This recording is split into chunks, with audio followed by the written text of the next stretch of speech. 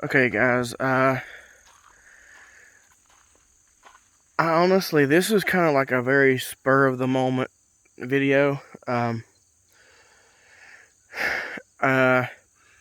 really didn't necessarily have any plans to film anything today, but then I started watching the new KG podcast video, Kicking It with KG, where within like the first few minutes he said something about a Bigfoot encounter. And I don't know, it just fired something up in me. It just kind of grabbed me, and I thought, it's time. I don't like to mention it. I don't know, just like some people call you like super creepy, stupid, crazy, weird. I don't know, but there's some stuff, and I think I talked about it in a video forever ago, or at least worked on it, and then ended up deleting the video because, like you guys know, I do that all the time. Also, a couple things. I bought these. You can see one in my ear. I say. I bought the new Samsung buds, like the Pro earbud things, and I just kind of hope that they don't. We're going to test them out and see if the audio they pick up is any better than what my phone picks up. Also, I am kind of congested, so if I'm breathing kind of heavy, I'm sorry, because I'm talking a lot, and my nose, I can't really breathe out my nose very well. I suffer from really bad allergies, so I stay congested, stopped up all the time. But anyway, back to Bigfoot. It was kind of weird. I've got so many different stories. I'm not going to put them in any row, but I'm really thinking about making it its own like playlist, something like Strange Encounters or something weird like Bigfoot playlist, because I have at least 6 or 7 different like story things that I could go off of and talk about. I don't know how long this video is going to be. We're already at like 2 minutes and change, almost 3. But the first one is going to be about that place right there. That is our old house, which then you have, like, it's been a barn. Well, it had been a barn for like 20 years, 22 years, something like that. And the stall, where'd it go? There it is. The stall's right there.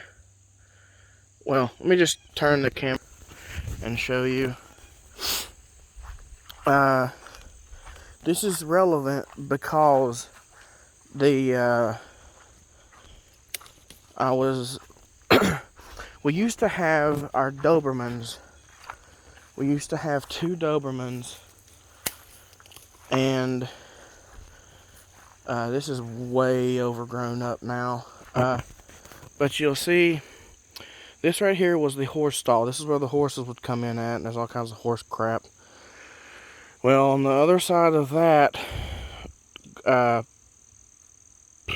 board wall, and that, you see that strip of fencing, well, it goes all the way around, and then there's a big window, and it's caged off, fenced off. There's a freezer. You can kind of see it right in there. That's where they would sleep at. We had the Dobermans in there, and it's like a 16 by 16 lot, maybe like 16 by 14 or 18 by 14, something like that. It's a pretty big lot, and we just put them in there to keep them out of the rain and out of the weather.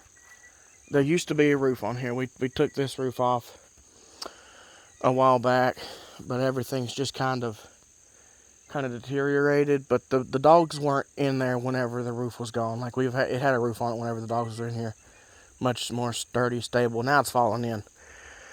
Anyway, that kind of sets the scene I would come in the dog food from the house, walk through the lot, up, and up the front of the barn there, which is on the other side here, obviously. Crawl in through, and I would feed them through the front. But whenever they needed water, I would bring two big, like, 5-gallon buckets, the black 5-gallon buckets up. And there's a little entryway. I'm not zoomed.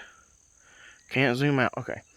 I would come through the entry. There's like a little stall, a horse stall that was also off just to the side.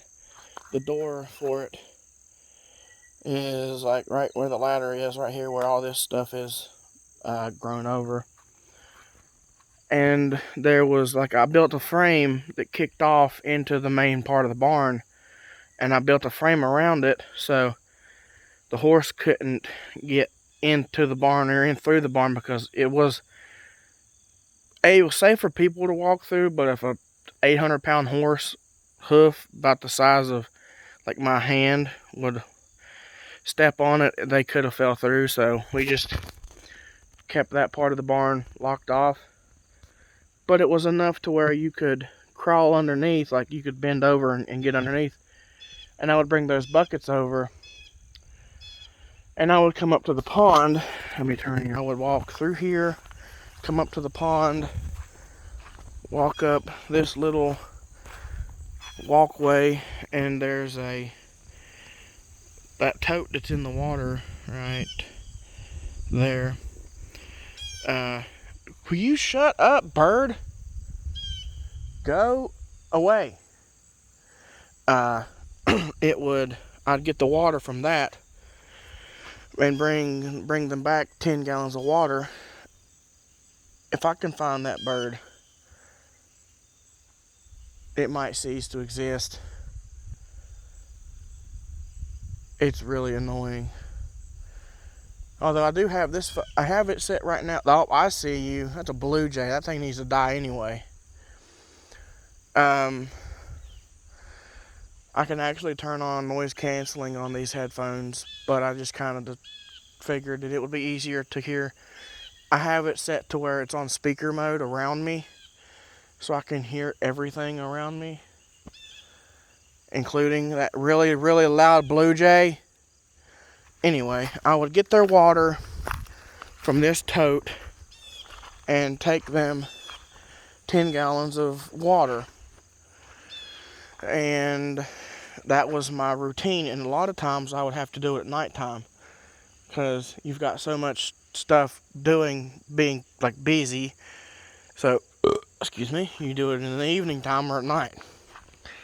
Well, one night I didn't get up here till like 11:30ish. It was really, really dark. And I brought their food up. Again, you come up through the front here, and you come up right there, and then walk in, and there was a door. And you give them their food, and you get their buckets, and bring their water over to here, or we'll bring the buckets, get the water, take it in there. Well, I took them their food. I got their food, took their food to them, and was on my way through that barn, that door right there. See that piece of tin? I was on my way walking through that, and there's actually like a propane tanker, like an old argon gas or some sort of a tank that Dad cut in half for a pig trough. Well, after we butchered the pig, I just took the trough and flipped it over, and would walk across it to get and not sink down into the horse crap.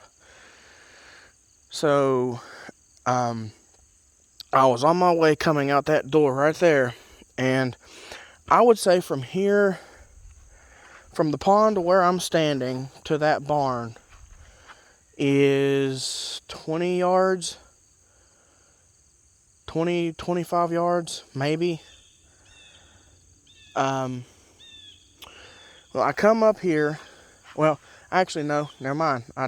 I was so frustrated with that bird, I just started speaking I got to the door and I took like one step out, and I swear to you that what I heard hit this pond.